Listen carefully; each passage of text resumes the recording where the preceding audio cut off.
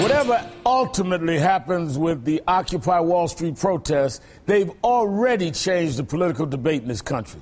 The protests have refocused attention on the economic injustice and inequalities in America. A new poll shows 67% of voters here in New York, where the protest started, agree with their views. Of course, that has Republicans on the defensive. Growing mobs occupying Wall Street, dividing our nation at a time of crisis. It's anti-American because to protest Wall Street and the bankers is basically saying that you're anti-capitalism. Left-wing lunatics and nuts whose first thing is to violate the law. They will come for you and drag you into the streets and kill you. Fringe of the fringe of the fringe. Very obedient, compliant, smug, stupid idiots. When I was down at Occupy Wall Street, I didn't see a mob. I saw a movement. I saw people who cared about changing America for the better. And joining me now to talk about this is a man who has tried to change America for the better, activist, filmmaker, Oscar winner, and author Michael Moore. He's marched with the Wall Street occupiers, helping to rally support to their cause. His new memoir, Here Comes Trouble, Stories from My Life, is in bookstores everywhere. Honor to have you on the show. Likewise. I was just saying, we've never met. So this is our first time. And it's honor to me, really. I can now cross you off my bucket list. You write down the names of 20 people you hope to meet. And now I've met you. Well, so 19 to go. Well, you are certainly been on my list. Let's start with talking about you were down there early and have consistently supported what they're doing, even before it caught on this kind of world kind of attention. Where do you see it now as a movement, and where do you see it going? Well, first of all, it's a movement that's growing rapidly, and no one is making it grow.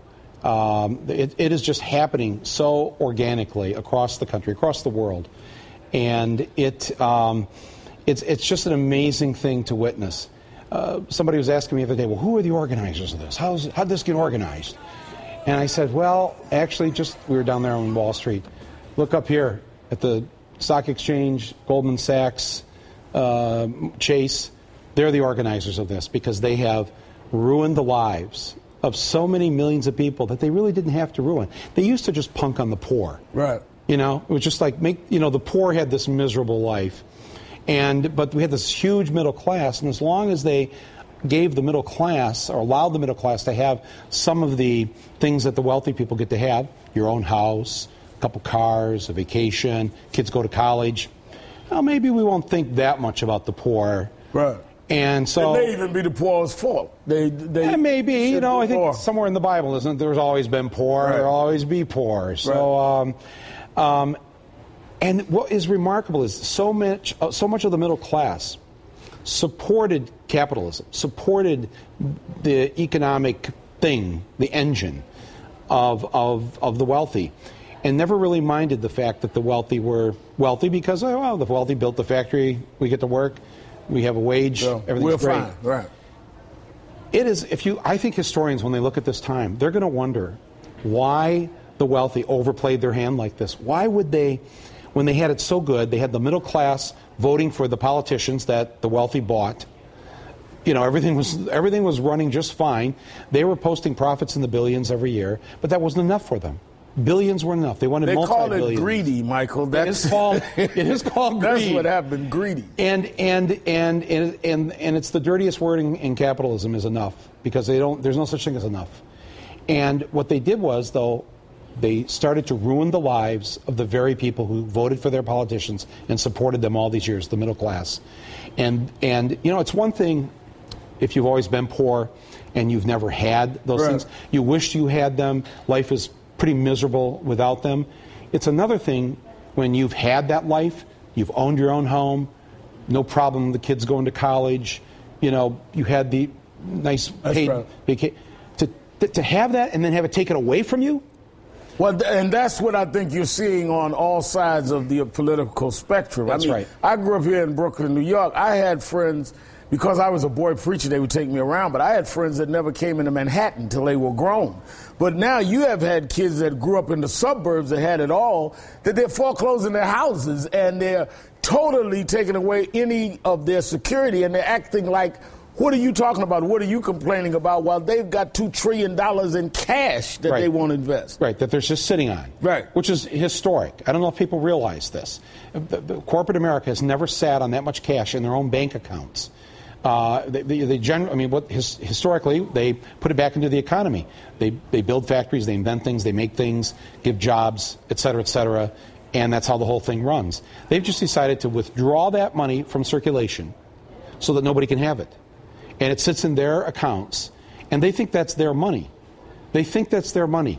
And I guess legally it is, but morally, right. That's the money that exists in circulation belongs to all of us as Americans. And we have this basic agreement with the American dream that if you work hard and your company prospers, you're supposed to prosper. And we realize that there's a big pie on the table, and that pie should be divided as fairly as possible. It probably can never be divided evenly, but fairly. At least fairly, that's correct. At least fairly. Now what we have is 1% come to the table and say, 40% of that pie is mine, and take that pie and leave the 99% to fight over what's left. And many in the 99%, I think that's the challenge. That's why I and others went down and say, no, this movement is important, is that you can't allow them to play the 99% against each other, because we're not each other's problem. Right. And I think that's the crabs in the barrel thing, when rather than the crabs uniting, having a coalition lifting the lid off the barrel, they have them fighting and climbing over each other. I was down in Times Square on Saturday night. Right. And that 99% that you just talked about, right, the one that they like to divide and have fight against each other, there were all kinds of people in Times Square Saturday night. I'm sure there were people there that I disagree with, pro-choice. They're not. I'm sure there are people there that don't want any gun control laws. I do. I'm sure there are people there that don't approve of gay marriage. I do. But nobody was talking about that. Those issues that they've used, those wedge issues that they've used to divide the working people of this country, they're not being discussed at Occupy Wall Street. No one cares about that anymore. We care about the real basic thing that is hurting and affecting everyone, and that is the 1% are running the show. And this is a democracy. That's right. And in a democracy, 1% doesn't run the show. That's exactly. 100% runs the show. And that's what the fight is all about. That is correct. There's one guy running around talking about 999. You and I are talking about 99%. Can you stay with me one more second? Sure, because I want to talk to you about another thing that is real dear to my heart, and we've been talking about it a lot on this show, voter suppression. Yes. And I think you're the guy that can help bring this graphically to the American people.